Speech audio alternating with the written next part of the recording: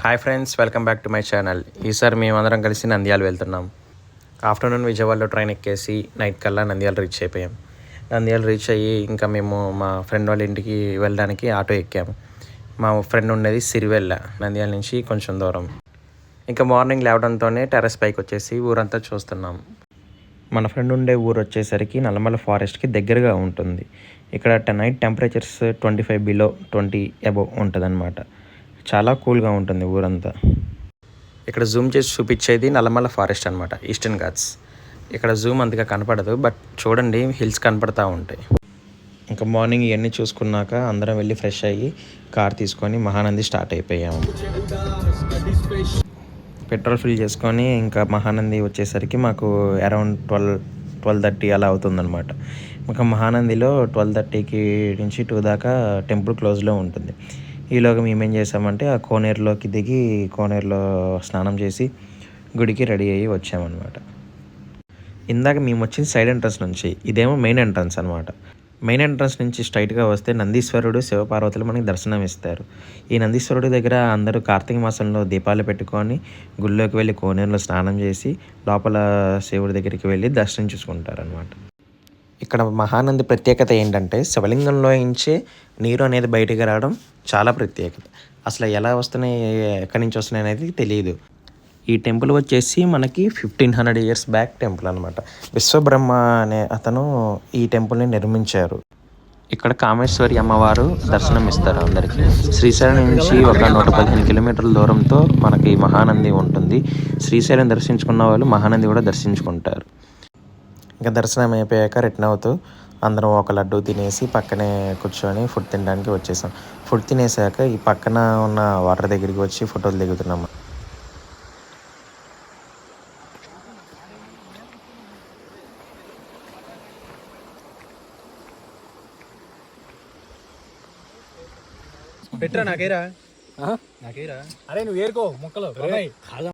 ఇంకా ఫోటోలు అయిపోయాక మేమేం చేసామంటే మా కట్టిన క్యారేజ్ అంతా రీప్యాక్ చేసుకొని కార్లో వేసేసి పక్కకు వచ్చాము. ఇంకా అలా సర్దేసుకొని కార్ వేసుకొని వెనక్కి వచ్చేస్తుంటే పక్కనే ఇలాగా ఫిషెస్ పడతారని చెప్పేసి మేము వచ్చాము చూడడానికి, ఎలా పడతారా ఏంటా అని. అంకుల్ నెట్ వేస్తున్నారు. అది ఎలా అంటే కిందకి వెళ్ళాక రౌండ్గా తిరిగిపోయి మనకి నెట్లోకి ఫిషెస్ అన్నీ వచ్చి స్టక్ అయిపోతాయి అన్నమాట. కానీ బ్యాడ్ లక్ ఏంటంటే ఒక ఫిష్ కూడా పడలేదు అంకుల్కి.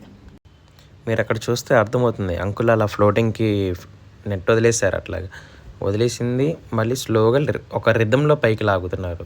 ఎక్కువ మనం ఫోర్స్ఫుల్గా లాగితే దాంట్లో ఫిషెస్ జారిపోవడానికి ఛాన్సెస్ ఉంటాయన్నమాట.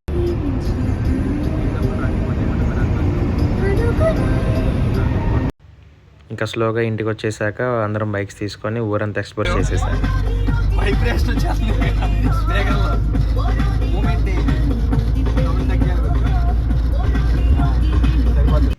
ఇంకా నెక్స్ట్ డే అహోబిలం అనుకున్నాం మా ప్లాన్ ప్రకారం.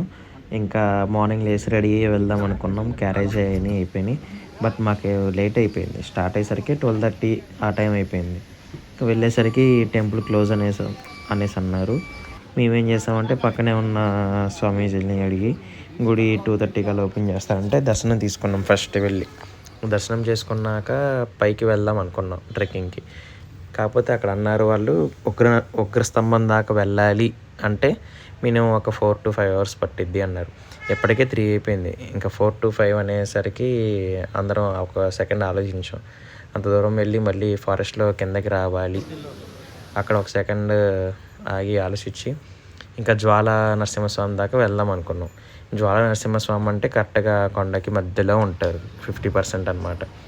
ఆ జ్వాల నరసింహస్వామి దగ్గరే రక్తగండం కూడా ఉంటుంది. రక్తగుండం అంటే మనకి హిరణ్యకశిపుని చంపేశాక ఆ స్వామి తన చేతుల్ని వాష్ చేసుకుంటారు కదా, అదనమాట ప్లేస్ రక్తగండం. ఇంకా మేము అక్కడి నుంచి సరే ఏదైతే అదేందని చెప్పి ట్రెక్ చేసుకుంటా పైదాకా వెళ్ళిపోయాము. మేము పైదాకా వెళ్ళిపోయాక మాకు తెలిసింది ఏంటంటే మేము 90% రీచ్ అయిపోయామని. బట్ మాకు తెలియదు కదా అక్కడ ఉగ్రస్తంభం ఇంకో 10% వెళ్తే వచ్చేసిద్దని. ఇంకా 90% నుంచి కిందకి వచ్చేసాం. మళ్ళీ మన కింద 2 గైస్ రాలేదన్నమాట. వాళ్ళు ఏమన్నా ఇబ్బంది పడతారు అని. మాకు అక్కడ సిగ్నల్స్ లేవు, కింద కాంటాక్ట్ అవ్వడానికి లేదు, మళ్ళీ అక్కడ నుంచి ఇంటికి కాంటాక్ట్ అవ్వడానికి లేదు. సో వచ్చేసరికి లేట్ అయిపోద్ది అని చెప్పి వాళ్ళ కోసం ఆలోచించి ఇంకా రిటర్న్ అయిపోయాం అనమాట. ఇప్పుడు మీరు చూసేది ఉగ్రస్తంభం. వాటర్ ఫాల్స్ అనేది జ్వాల దగ్గర ఉంటాయి.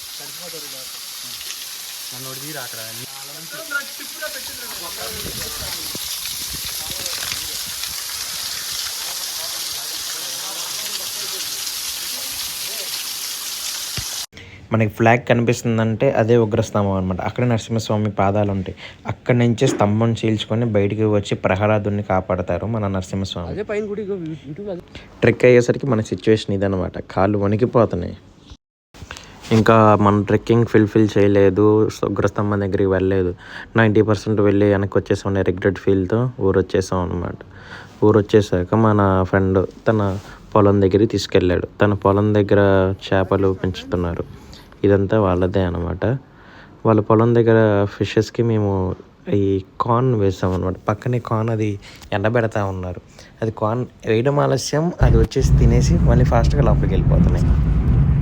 గరుత్మంతుడు మనకి అహోబిలం ఎంట్రీలో ఉంటారు. అక్కడి నుంచి మనం ఫారెస్ట్లోకి ఎంటర్ అవుతాం. ఫారెస్ట్ ఆఫీసర్ వచ్చి మన దగ్గర టికెట్ తీసుకుంటారు. మనం పే చేసి వెళ్ళాలి. నేను ఇందాక చూపించడం మిస్ అయిపోయాను, మళ్ళీ బ్యాక్ యాడ్ చేశాను అనమాట. ఇంకా అక్కడి నుంచి నా రోజు నైట్ 11:30 ట్రైన్కి రిటర్న్ అయిపోతున్నాం. ఇక్కడ చెప్పాల్సింది ఏంటంటే, మనోడి ఇంటికి వెళ్తే తను చూపించిన ప్రేమ ఆప్యాయత, వాళ్ళ పేరెంట్స్ చూపించిన ప్రేమ ఆప్యాయత ముందు ఏది పనికిరాదు. అంత బాగా చూసుకున్నారు వాళ్ళ పేరెంట్స్. అసలు ఫుడ్ మేము పెడుతూనే ఉన్నారు. మా తినడానికి ఖాళీ లేదన్నా పెడుతున్నాం. అంత బాగా చూసుకున్నారు. ఒక్క మాటలో చెప్పాలంటే వాళ్ళ ప్రేమకి మేము ఫిదా అయిపోయాం. ఇక్కడ దాకా వీడియో చూసినందుకు థ్యాంక్స్. Please to subscribe.